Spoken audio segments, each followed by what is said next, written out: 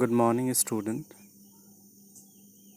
This is your assistant teacher for Hanser. Today we will go to start Geography Chapter 1. And the chapter is Resource and Development.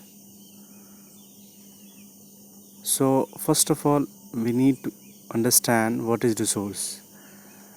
I hope you all are reading Resource, Class 7, Chapter number 1.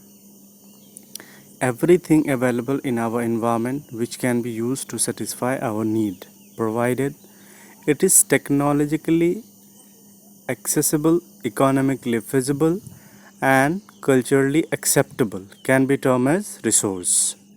I repeat once again, everything available in our environment which can be used to satisfy our needs, provided it is technologically accessible, economically feasible, and culturally acceptable, can be termed as resource. The process of transformation of things available in our environment involve an interactive relationship between nature, technology and institutions. Human beings interact with nature through technology and they create institutions to accelerate their economic development. For the better understanding, you can see the figure 1.1. How the relationship between the nature and the human beings. Do you think that resources are a free gift of nature as it assumed by many? Yes, they are not. Resources are a function of human activities. Resources are a function of human activities. Human beings themselves are essential component of resource. They transform material available in our environment into resource and use them. Okay, nothing is a resource until the human activities are involved in this. For example, soil is a natural resources, of course, but we can make more than things from the soil. So they are the resources for the human being. So I hope you understand what is resource. Resources are a function of human activities. Human beings themselves are essential component of resource. They transform material available in our environment into resource and use them. These resources can be classified into following ways. As you have already studied in class 7 or 8, okay, resources can be classified into following ways. The first, on the basis of origin, it may be biotic and abiotic. Second, on the basis of exhaustibility, it is maybe renewable and non-renewable energy. On the basis of ownership, it may be individual, community, national and international. And on the basis of status of development, which may be potential, developed stock and reserve. For better understanding the classification of resource, you can see the figure number 1.2, classification of resources, natural resources and human-made resources. Natural may be renewable, non-renewable. Non-renewable may be recyclable metal, non-recyclable metal. Renewable may be continuous of flow, for example, wind, water, etc. And biological, which is natural and wildlife, natural vegetation and wildlife. You have studied natural vegetation in class 7s and wildlife also. Now we will discuss one by one classification of resources. As you see, type of resources, and the first is on the basis of origin.